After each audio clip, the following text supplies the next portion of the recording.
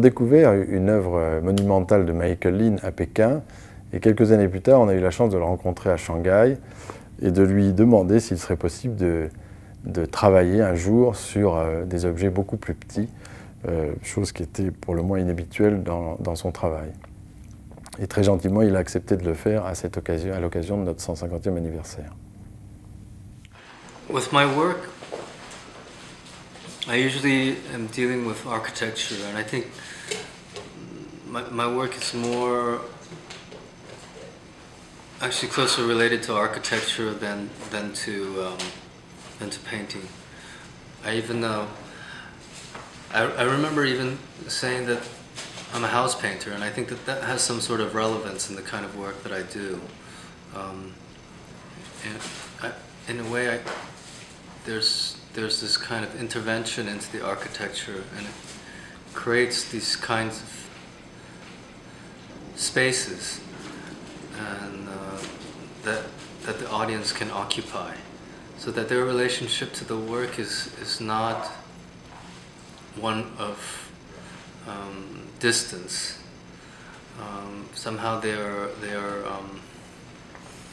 how do you say, they're implicated in the work itself. They become part of it, or so it's very much like architecture. So for me, when Bernardaud approached me to design plates, I think it was a very large challenge for me. It was very difficult for me to think how my work can apply itself at this kind of scale. But at the same time, I was very interested in working at this scale. I'm always interested in this kind of well, the plates themselves are what we use in our everyday lives, and I think that's something that the everyday is something that I've always been interested in, and how art can be inspired from the everyday, or how art can be can bridge that distance, to bridge the distance between this everyday and the supposedly extraordinary art. I was always more interested in this idea of the unremarkable. So for this project, I really thought about somehow the plate as a camera lens, and how this lens there can be a camera movement, and this movement can be one of kind of zooming in or zooming out, and somehow panning across an image. And the image is actually from a design or a pattern that I've been working with before.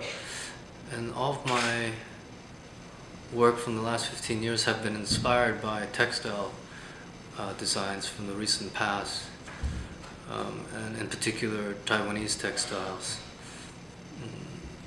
which at the time when I started was a reflection on tradition and my relationship to tradition. It was at a time when I returned to Taiwan after many years of studying in the United States, and I was confronted with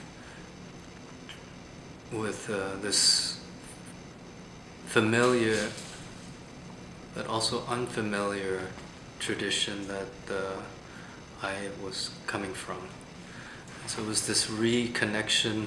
It was a reflection on that, and also about the condition, the cultural condition of Taiwan,